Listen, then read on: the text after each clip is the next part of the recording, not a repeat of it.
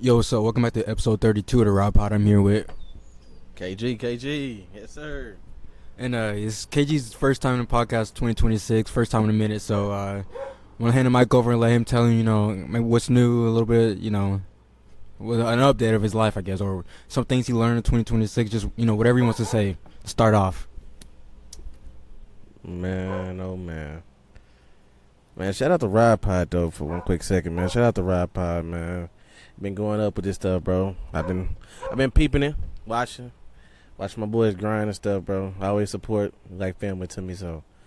But yeah, no, me man, I've been grinding in the background. Got a new little gig for a job now, man.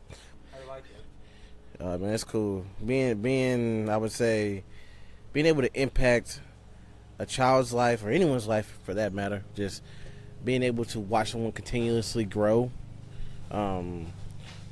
get closer to you. It's a beautiful thing, man, for sure. Like, you can tell that, What is, if you, as much as you can tell, what are some things you do?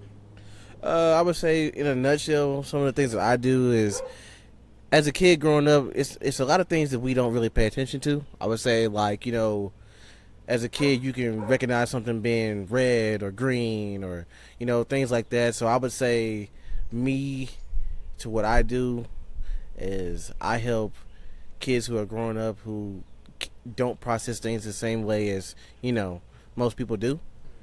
I help them realize things like that and identify and a lot of their gross motor and fine motor skills, I would say. That's nice. Well, thank you, because people like you, you are doing a really good service to, people less fortunate, people who weren't as blessed as us. So question of the day. I know you're a Chris Brown and Usher fan, all of R&B fan all around. But just say you with a girl, and somehow, some way, someone from one of those teams invited her, but for some reason they said only her and her female friends can go. You can't go, and then it's front row seats, and that's all they say. Would you let her go? Oh my goodness. They doing a concert together? You didn't know that? I heard something about it, but like I didn't know if they were doing it like together or not. But There's a joint concert. oh wow, okay. How long have me and this quote unquote person been together? Would you let her go or not? Oh man. Because either way, how long y'all been together, it don't matter. Whatever's gonna happen is gonna happen. Man, probably not, bro. That's a death trap. I feel like that's like saying that your girl want to go to a Kevin Gates concert or something. We all know what he talks about. So, So you think the lyrics, like the content of the lyrics, is the reason why you wouldn't let her go? I mean, I feel like he brings the inner demon out of a lot of women. I feel like some of the songs that he writes and what he's saying and how he's portraying it, I feel like that's gonna, there's certain songs you hear, you like, okay, wait a minute now. But for girls, it's different. Hey, you never know. So what do you mean by inner demon? You ever seen Big Mouth? No, I've seen snippets of it. Yeah, well, they have like a hormone demon that follows them around and stuff.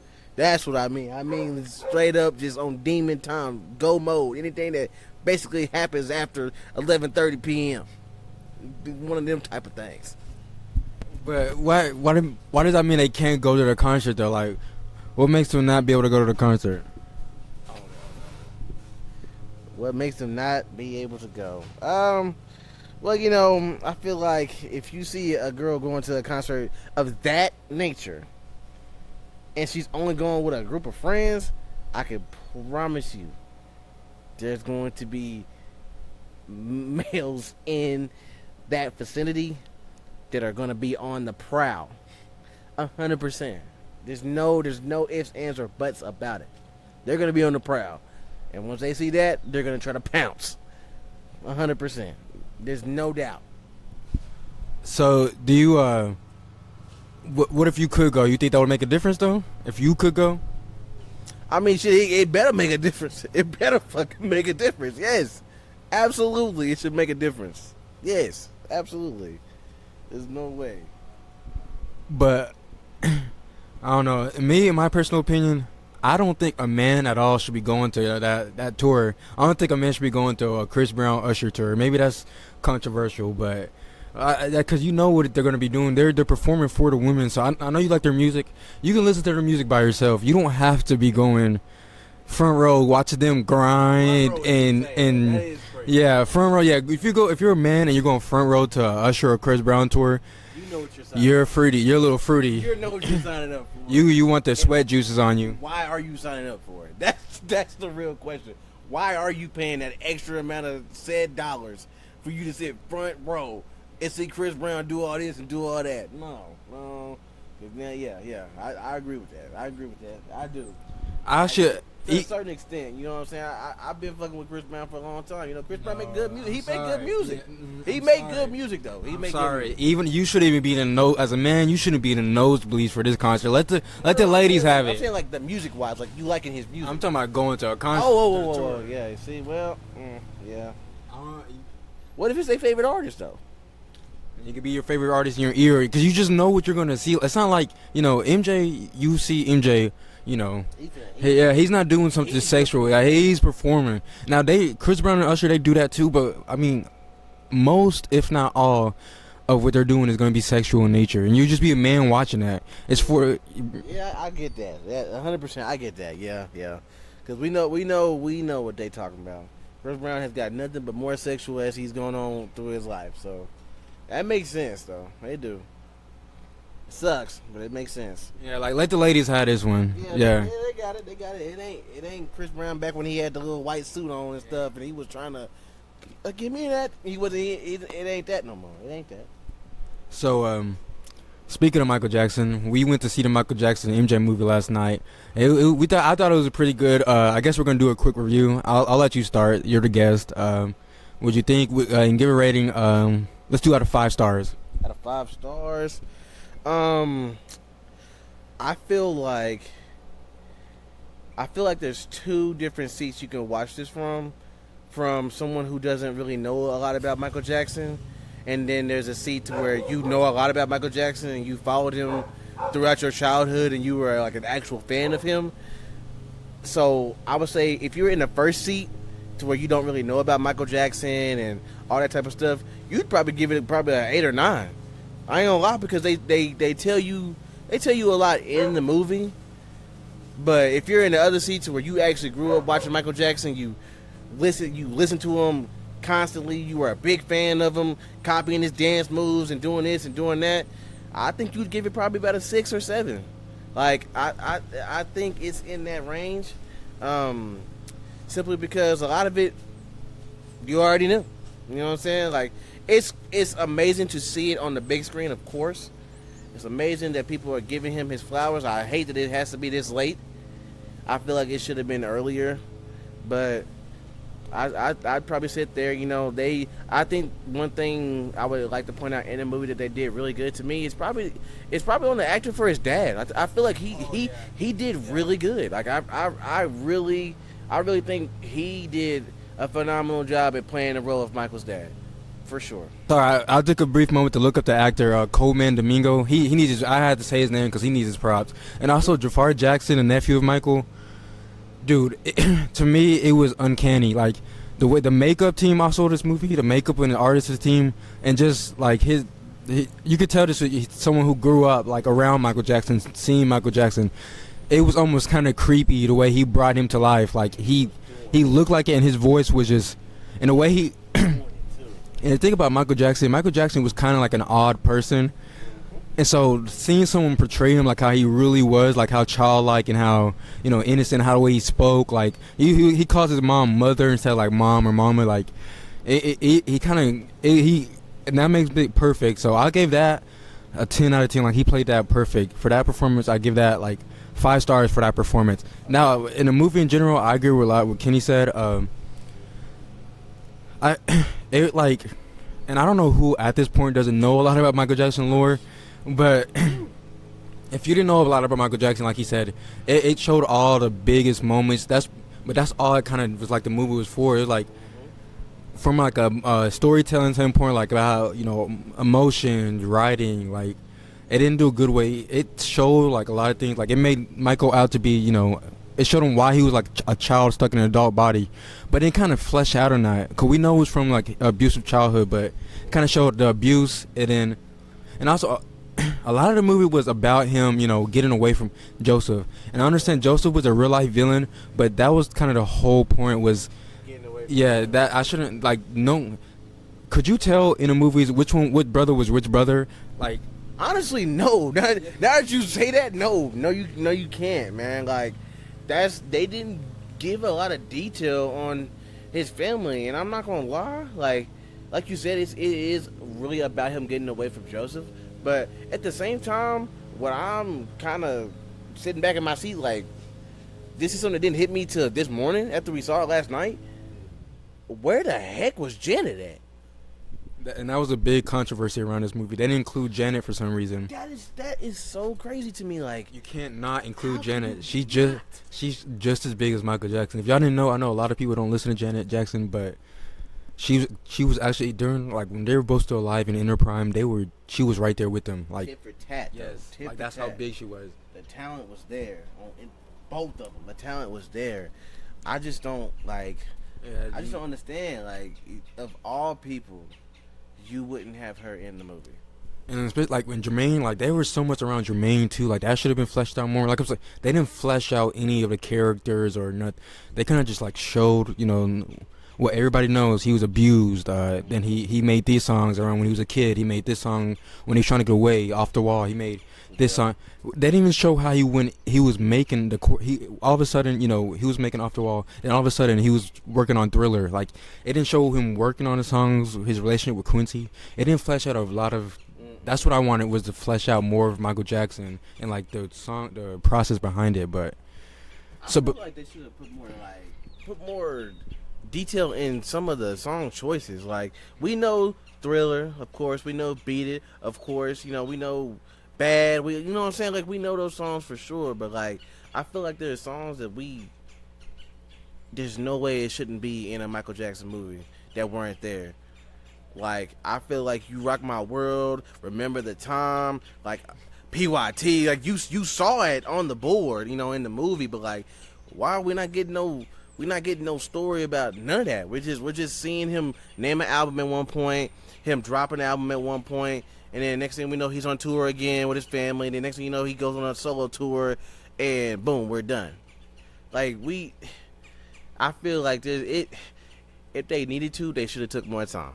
They should have took more time, and they should have put a little bit more effort into the timeline, because I feel like a lot of it was somewhat rushed. But I mean, of course, if y'all haven't watched the movie, I apologize. It says his story continues at the end, but I mean, like, I feel like y'all should already know a Michael Jackson movie just about Michael Jackson. It's not only going to be 2 hours. Yeah, it can't be. It's Michael Jackson. It's way too much for us to put into 2 hours of a movie. Like, it's gonna be another one, but for a starter, I feel like they didn't do too bad. I still sit with my rating. But if you don't know a lot about Michael Jackson, which I don't know, I didn't rate it out of 5. I did 1 to 10. My bad. So I'll stick to the same 2-seat thing. Like, if you don't know a lot about Michael Jackson, you'd probably give it out of 4 or 5. 100%. And if you do know about Michael Jackson and you, like I said, grew up watching and listening to Michael Jackson, you're probably going to be stuck around that 3.5 range. And that's what I'll give it, about I'll give it about 3.5 to a 4. Yeah, that's about, I think, is perfect. And like from a like a basic, but it's something you can like entertain, and like it's something you can go back and rewatch. It's a pretty good movie to actually like. It's not a bad movie. I'm gonna say it's not a bad movie. They did good on just like the performance aspect was great. Yeah, like, it was honestly good. Even Nia Long as she's fine. Even her as Catherine Jackson. Yeah, And see, and that's another thing they didn't really like. There was a scene. I'm not gonna like spoil it, but there's a scene in the movie. It was after everybody knows he got burned in Pepsi commercial, and they had a touching moment. But it's like it was a touching moment, because every boy has a close relationship to their, or almost every boy has a close relationship to their mom. But it didn't hit as hard as it could have. It could have hit way harder if they just fleshed out their relationship more, like. But I think a lot of it has to do with, from what my research of this movie, they cut or rewrote a lot of this movie as it was in production, because I think the state of Michael Jackson is very, very controlling and very, selective of what can be used about his life, his music, and his story. So, which it makes sense because all he went through when he was in his prime as a meteor, dude, they used to say he was slept in an oxygen in a chamber, like for what? Like they just made lies up about him. So. But I think that hurt the movie because it didn't really flesh in and deep it. And so, like you said, there's supposed to be a sequel. From what it looks like, it's making a lot of money in the opening run, so it's probably going to be a sequel. I can't wait to see that, too. I can't wait to see what they do and, like, how they take the feedback from this one. Because I feel like the next one is probably going to be better. Because they're going to be able to get the feedback and see. But I don't know. That's the thing though, because it's touchy though. Yeah, it's touchy. Because you got there. Think about his album. So we're gonna see Bad, and then think of 1993 is when he got the first allegations, and in his life, someone pointed this out on Reddit. Yes, I'd be on Reddit. I don't care what nobody said. Reddit is a good source of information of real life, like people, just people. His life just kind of went downhill after 1993. Like from sales, like that. Those allegations really not destroyed, but kind of almost ruined his life. So it was hard to. I don't know. They're gonna have to be very honest and like actually write a real movie for a sequel. Will they be able to do that? I don't know. I forgot to say this. I should have started the episode off with this, and I meant to start the episode off with this, but I just forgot until now. I just want to give a shout out to Jadarian Price for getting drafted first round. Number 32 by the champs, Seattle Seahawks, and it looks like he should be starting. Like, there's a good chance he should start, and I'm really proud of him. I went to school with him. Well, I've known him from the HP. I'm not gonna do all that. Oh, I'll know it, but it's nice to see him. Like, it couldn't have happened to a better person. But he's such a good kid. Like, I've known him from around town. He's such a good kid. Hey, for real, congratulations, JD, bro. For real, dog. From the time I knew you, I knew I moved to Denison way later after. You know what I'm saying? I wasn't no hometown Denison type guy, but from the time that I met you, just real quiet and just to your grind, and it paid off, bro. And I'm glad to see it, man. You did it for you and your family, bro. Keep grinding. And Seahawks, y'all got a hell of a player, bro. For sure, y'all got a hell of a player. Very unselfish, very team oriented, and very to his business. So go ahead and go work, JD, man. Go work. Yes, sir. And he will. We know he will. Like, I'm happy, and I'm happy for the city too. Like, cause, I'm happy for kids around here can see, someone around here got drafted number one. I mean, not number one, but in the first round in the NFL draft, so they can have that to look up to, and not because in a town like this, it's easy to feel trapped and feel like you can't get out of here. So I hope they look at this and see it's possible. But with that, do you want to see any closing words?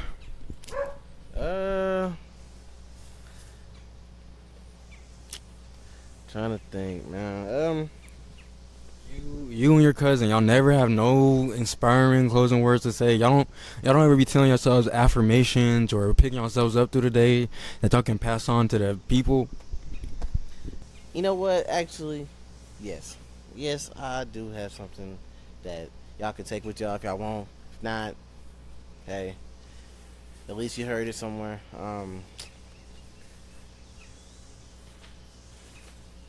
Love yourself.